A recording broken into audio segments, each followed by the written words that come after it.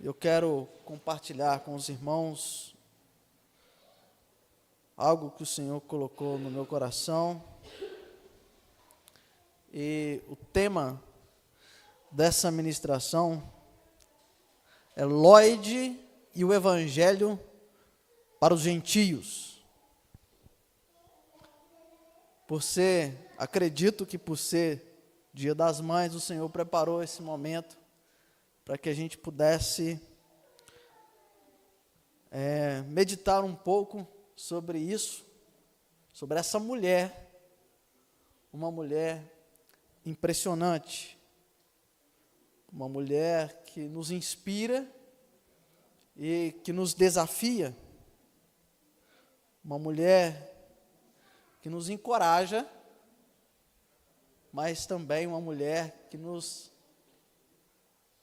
ajuda a se posicionar, tanto homens quanto mulheres.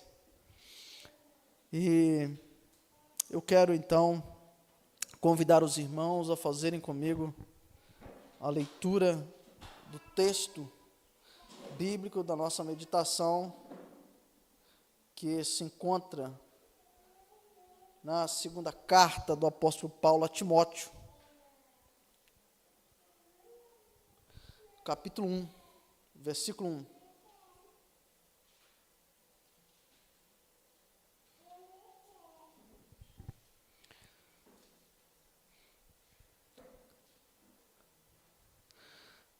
Eu estou aqui na NAA.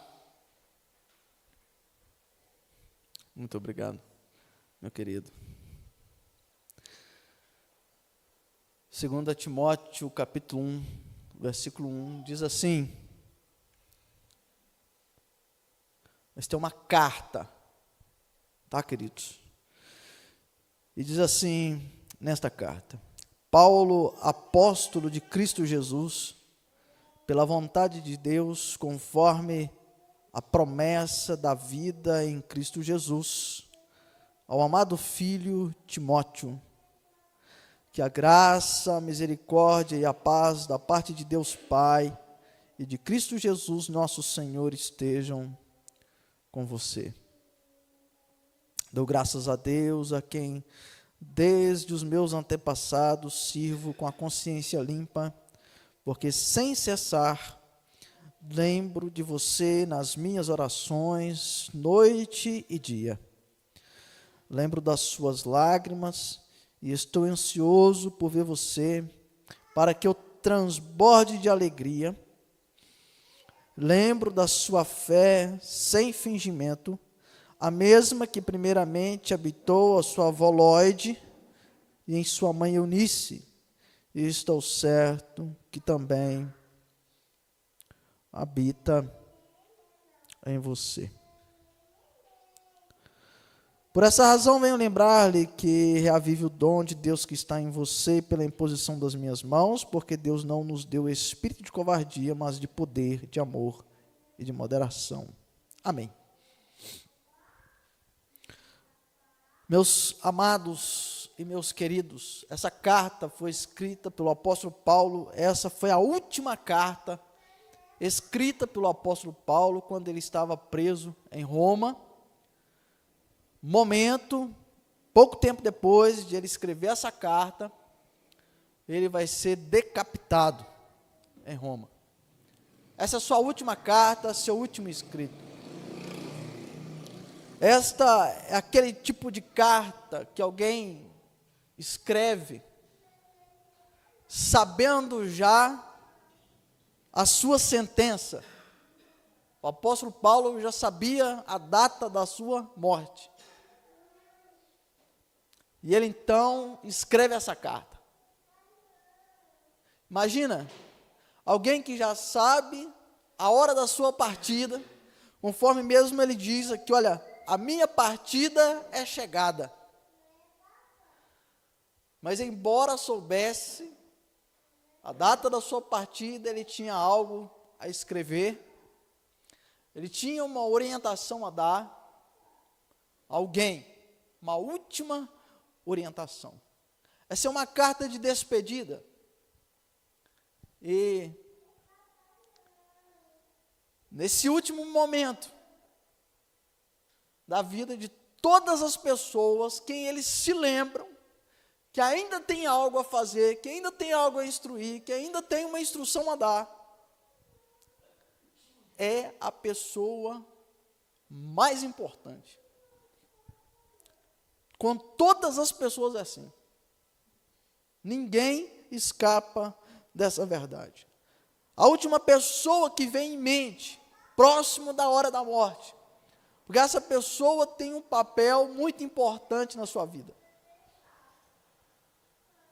O apóstolo Paulo, na beira da morte, ele tem algo muito precioso a escrever. E ele escreve a esse jovem chamado Timóteo, a quem ele distingue, a quem ele faz uma diferença entre todas as pessoas que havia vivido com ele. Ele o chama, aqui no versículo 2, ao amado filho Timóteo.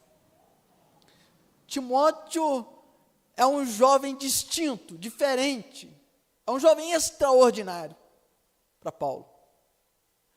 Ele é chamado de um amado filho de Timóteo, de Paulo. Paulo havia tido vários filhos na fé, mas havia esse jovem que era especial.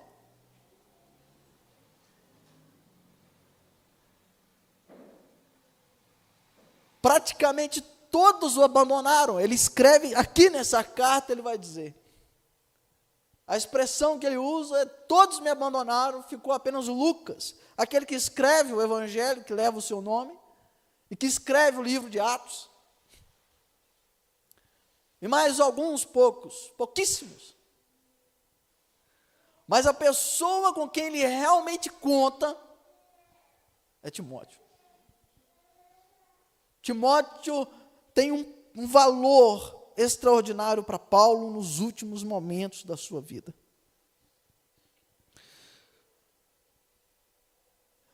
O apóstolo Paulo começa escrevendo nessa carta dizendo o porquê Timóteo é tão especial. E ele deixa claro que Timóteo era um jovem fervoroso na fé, de fé verdadeira, mas que essa fé, ela foi semeada, foi regada, não por Paulo, mas por uma mulher, sua avó, Lloyd. É o que ele diz. Lembro da sua fé sem fingimento, a mesma que primeiramente habitou em sua avó Lloyd e em sua mãe Eunice, estou certo de que habita também em você. Se alguém que o apóstolo Paulo pode elogiar de uma maneira diferente, especial, ele elogia Timóteo, mas mencionando que Timóteo era fruto de uma fé verdadeira e extraordinária que habitou primeiramente Lloyd, a sua avó. E meus amados, há algo muito interessante que podemos observar nesta mulher, é que o seu nome é mencionado apenas aqui, e que a Bíblia não registra nenhum detalhe a mais sobre Lloyd. Mas a Bíblia nos diz que ela era judia. Eunice, sua filha, também judia, mas era casada com um grego. Timóteo é filho de judeu com grego. É um misto. É uma transição do evangelho que sai de Jerusalém, do judaísmo, para alcançar o mundo. Timóteo não era qualquer pessoa. Havia na sua vida uma ação do Espírito Santo que marcou a sua história, a começar pelo casamento da sua mãe. e pela virtude dessa mulher chamada Lloyd. Nós podemos ver os frutos dessa virtude. Nós somos frutos da virtude que havia em Lloyd. Porque o apóstolo Paulo, no fim da sua vida, o bastão ou a bandeira do evangelho, ela é passada para esse jovem Timóteo. E aqui nos vale lembrar que quando Jesus foi assunto aos céus, ele deixou 11 discípulos. Um foi Matias, que assumiu o lugar de Judas Iscariotes. 12 discípulos que Jesus mandou que após a vinda do Espírito Santo era para eles anunciar o evangelho por todo mundo. Mas um em especial, desses 12, foi escolhido como apóstolo dos gentios, que é Pedro. Conforme ele mesmo relata, que era de conhecimento de todos os outros, que está em Atos, no capítulo 15, versículo 7. Olhemos aí. Atos, capítulo 15, versículo 7.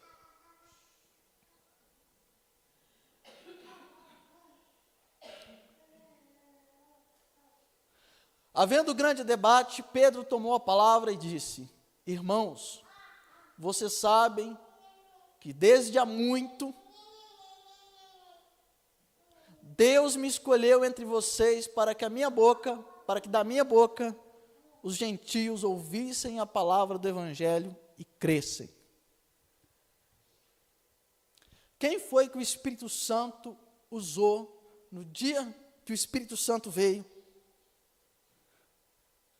para espalhar o evangelho pelo mundo inteiro? Foi Pedro. 3.000 pessoas se converteram de diversos lugares do mundo. E o evangelho foi espalhado.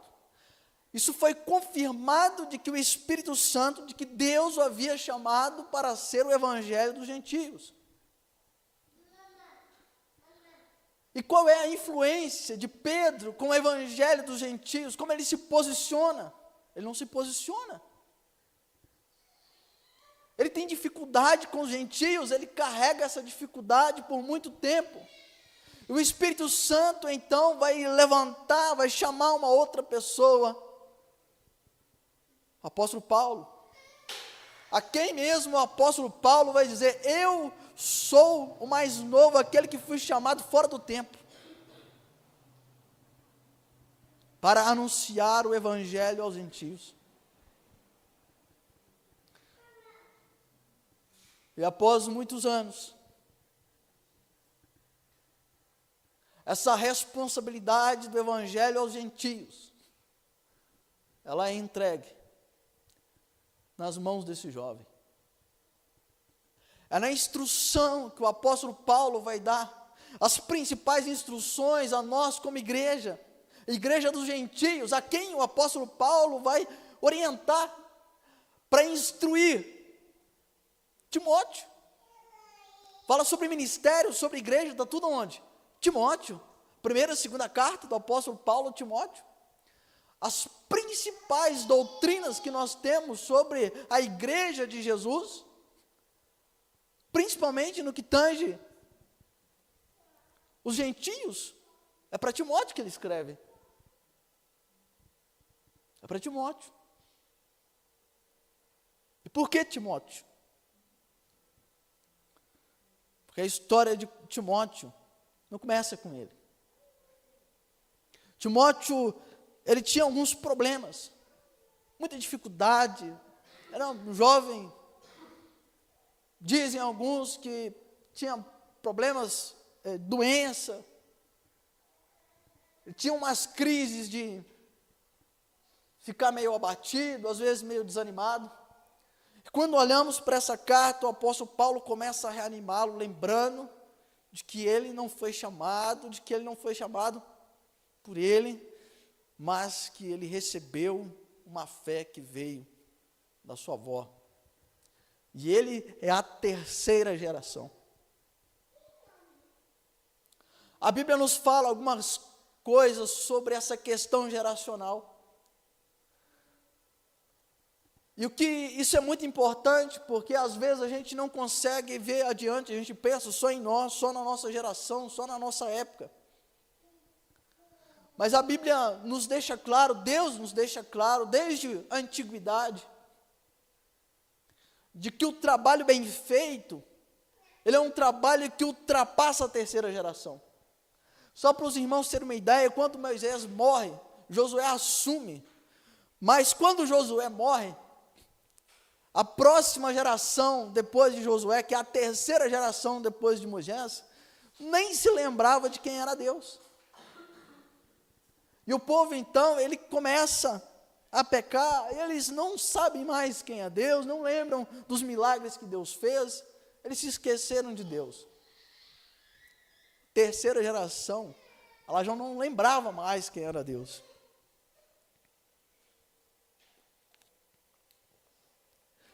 Moisés fez um trabalho extraordinário, como ninguém. Ele é um tipo de Cristo. Josué fez um trabalho extraordinário, como nenhum outro. Foi pelas mãos, vamos dizer assim, pela fé de Josué, que o sol e a lua pararam. Mas a geração depois dele já não sabia quem era Deus. Moisés foi um grande profeta, um dos maiores profetas, se não o maior profeta do Antigo Testamento. Mas a terceira geração não sabia quem era Deus.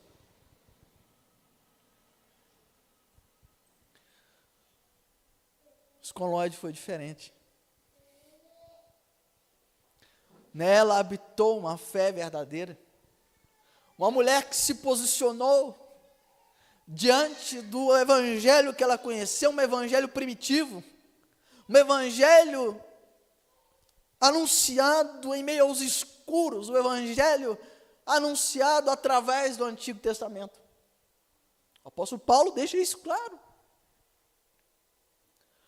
Mas mesmo em meio a um evangelho turbulento, no meio dos escuros, dentro dela foi gerada uma fé poderosa e verdadeira. Não é uma mulher que olhou para o Antigo Testamento como os judeus faziam, mas ela conseguiu ver, além daquilo que estava escrito, ela conseguiu ver o Cristo. E a sua fé foi uma fé genuína.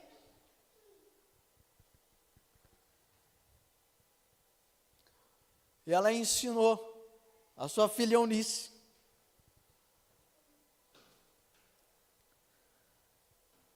e que foi casar com um grego. Isso não era comum, amados.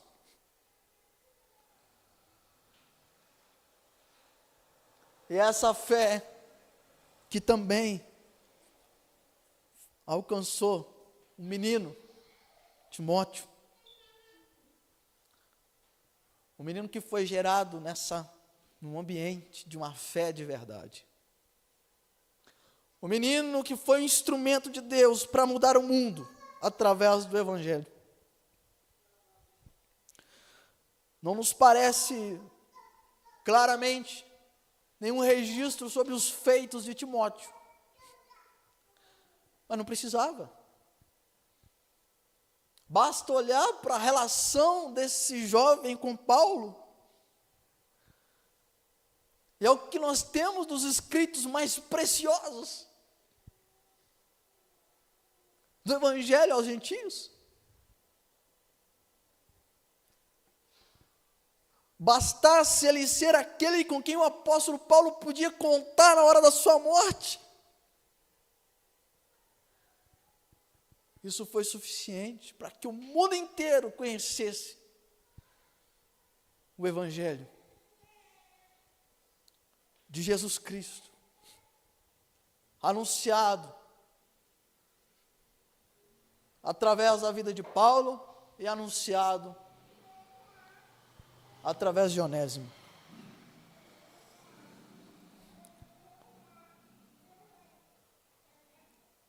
E o que nos chama a atenção em tudo isso, em primeiro lugar, é que Timóteo era um homem de lágrimas.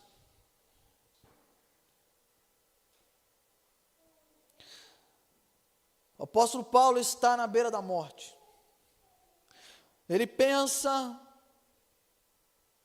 em alguém que pode lhe trazer alguma alegria. Já sabe a data da sua morte. Muitos estariam desesperados. O apóstolo Paulo, ele se lembra de alguém que pode lhe trazer alegria. Ele se lembra que tem um filho na fé. Ele lembra de Timóteo sem cessar. Ele se lembra de que Timóteo é alguém de lágrimas. Versículo 4: lembro das suas lágrimas. Estou ansioso por ver você. Timóteo marcou a vida de Paulo. Ele aprendeu a ser alguém que serve a Deus de verdade. A sua avó servia a Deus de verdade. Sua mãe também servia a Deus de verdade. Nós não sabemos nada sobre o pai de Timóteo, mas nós sabemos sobre uma mulher que se posicionou e que mudou não a vida da sua filha, a mãe de Timóteo, não a vida do seu neto apenas,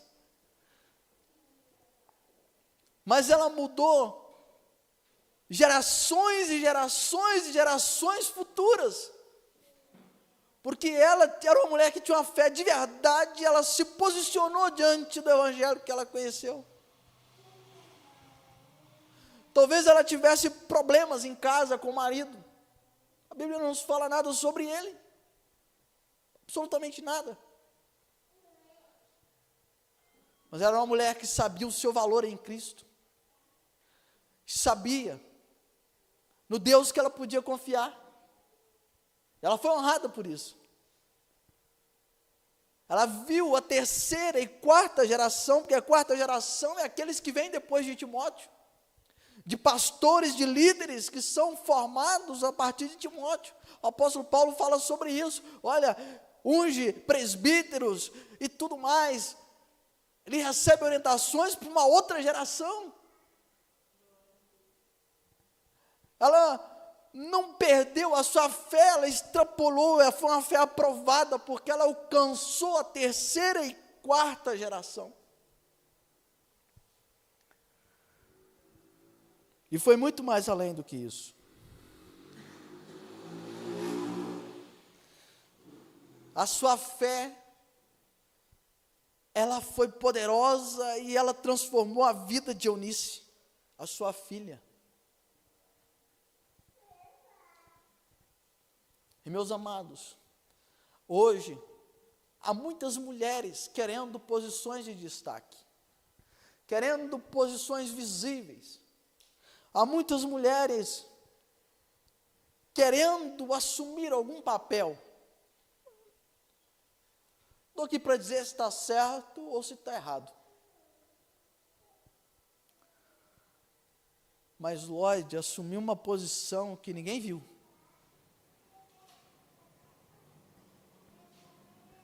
Ela cuidou da filha dela.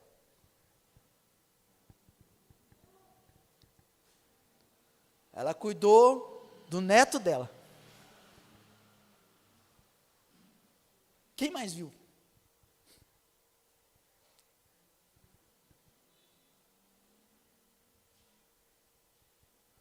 Mas aquilo que ela fez, alcançou, onde nenhuma posição de destaque poderia dar a ela.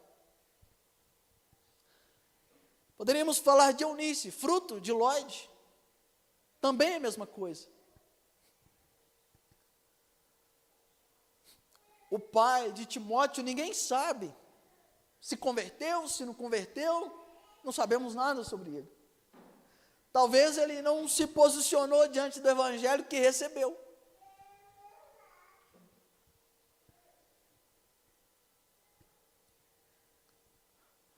Mas nem por isso Eunice deixou de se posicionar. Se você não sabe, quando Deus criou a mulher, Ele criou a mulher como aquela que era capaz de socorrer o homem. O seu papel é fundamental para que o homem cumprisse o papel dele. A Bíblia nos diz que ela era idônea, e a palavra idônea no hebraico quer dizer aquela que olha nos olhos, aquela que está na sua altura. Ela tem um papel diferente, mas ela está na mesma altura, porque a palavra idônea, ela traz a ideia daquele que é capaz de socorrer. Vamos imaginar assim, né? Se cai uma pessoa aqui no chão, nem todo mundo eu consigo socorrer. Às vezes, se a pessoa for muito grande, talvez eu não seja capaz de socorrê-la. Vou ter dificuldade, vou precisar de mais alguém. Mas se a pessoa estiver dentro aqui mais ou menos do meu jeito, da minha altura, menor do que eu, posso socorrê-la. E a palavra idônea, ela traz esse sentido, de aquela que lhe socorre. É capaz de tirar o outro do lugar que ele estiver, no sentido de ele estar fora de onde devia estar, então ela é capaz de puxar ele para cima. Esse é o sentido dessa palavra. E Eunice foi alguém que cumpriu o seu papel. Ela não perdeu a visão daquilo que Deus havia chamado ela. E Lloyd, porque elas cuidaram daquilo mais precioso que foi dado a elas para cuidar, a família delas. E uma vez que o evangelho alcançou elas então dedicaram a vida delas a instruir esse menino, a orientar esse menino, de acordo com a vontade de Deus, naquilo que elas conheciam, para que ele vivesse tudo aquilo que Deus tinha chamado ele para viver. Então elas focaram o esforço dela naquilo que Deus havia colocado nas mãos dela, para elas fazerem. E o que é que Deus colocou de mais precioso nas mãos dela? Nós vimos aqui Timóteo. Primeiro Eunice, depois o Timóteo. A Bíblia poderia ter encerrado, o apóstolo Paulo poderia ter encerrado que habitou na sua mãe, mas ele faz questão, ela habitou uma fé verdadeira que habitou primeiramente na sua avó, Lloyd.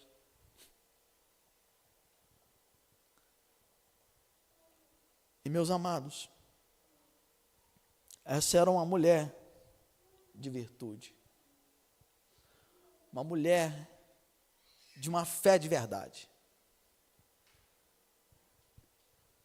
Para as mulheres, como é a sua fé? A sua fé é uma fé de verdade?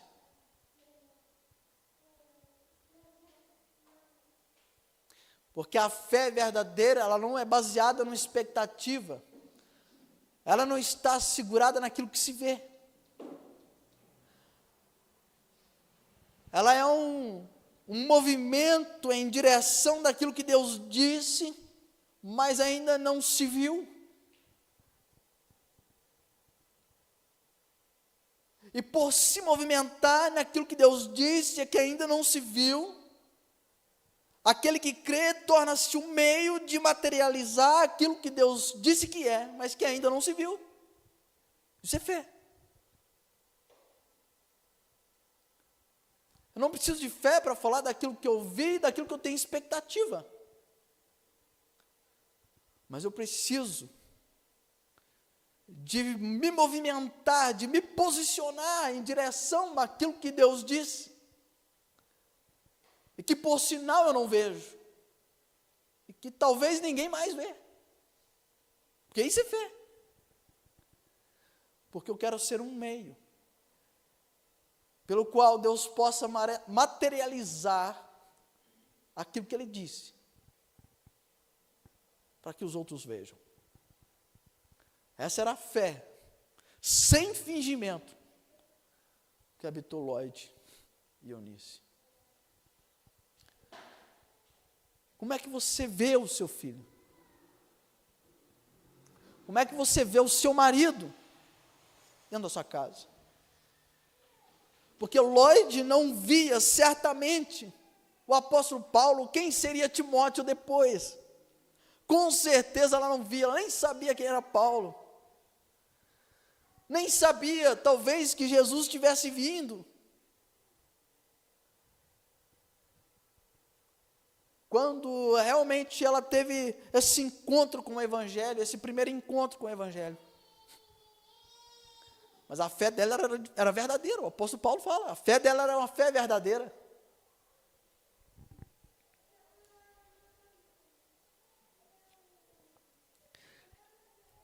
Esse menino que dá trabalho,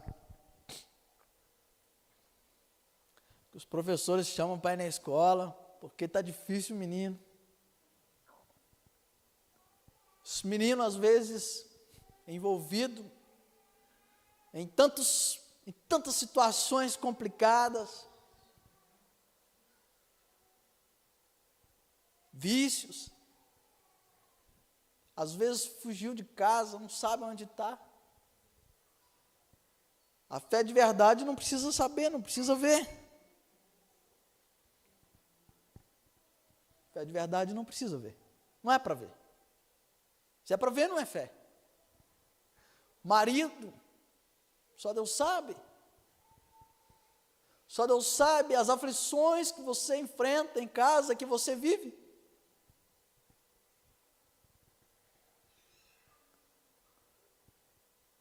Onde está a sua expectativa?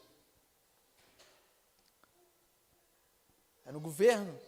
É na mudança de governo? É nos projetos do governo? É no movimento que as pessoas fazem, que o mundo faz, que vai dar direitos às mulheres e vai tirar direitos dos homens, ou qualquer coisa que seja? Isso não é fé. A fé é baseada naquilo que não se vê e naquilo que Deus disse que é. A fé verdadeira, ela é poderosa para materializar aquilo que Deus disse a respeito do seu filho, a respeito do seu marido, a respeito da sua casa. Aquelas promessas que Deus te fez, e que você não vê, como anda a sua fé?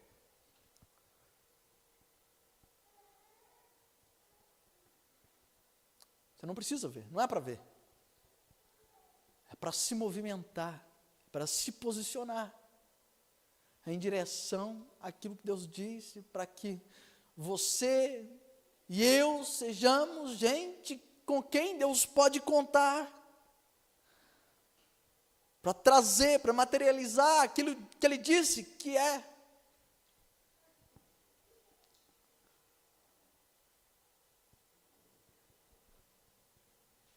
Na beira da morte, o apóstolo Paulo pôde contar, o Espírito Santo pôde contar com Timóteo, porque ele se posicionou. Porque a sua mãe havia se posicionado, sua avó havia se posicionado. Há muitos homens que não se posicionam, mas eles podem ser resgatados pela sua esposa. Eles podem ser resgatados pelos filhos. Porque a última palavra de Deus no Antigo Testamento, que justifica a vinda do Espírito Santo, não é o número de milagres, não é as coisas extraordinárias que o Espírito Santo faria, mas que ele faria converter o coração dos filhos aos pais e dos pais aos filhos.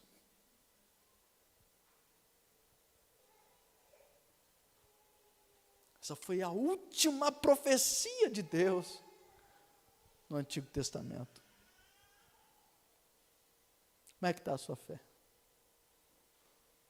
E seus pais?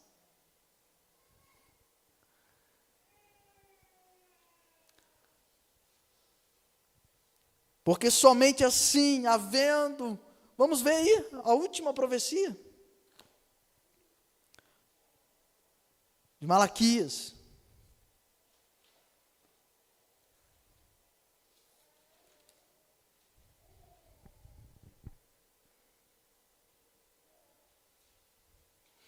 Capítulo 4.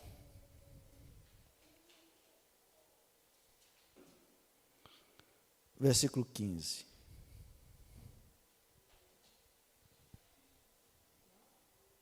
Malaquias, capítulo 4, versículo 5. Desculpa. Eis que eu lhes enviarei o profeta Elias, antes que venha o grande e terrível dia do Senhor. Ele converterá o coração dos pais aos filhos, e o coração dos filhos a seus pais, para que eu não venha e castigue a terra com a maldição.